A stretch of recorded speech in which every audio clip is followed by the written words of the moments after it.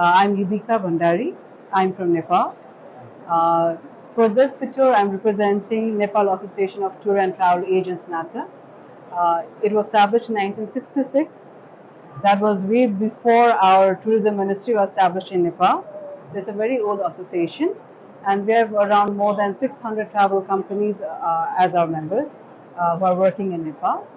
And personally, I also own a travel company. I'm a second generation travel agent. My parents established Such Holidays in 1984, and now I'm looking after it as managing director.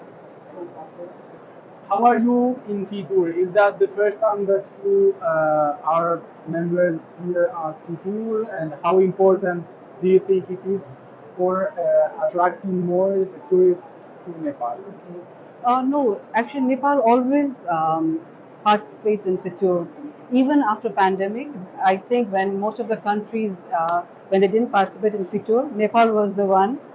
Then we had 20 travel companies who were here in FITUR. So every year we collaborated with our tourism board and NATA, that's my association. But this year, unfortunately, the tourism board could not attend. So only NATA has organized this event.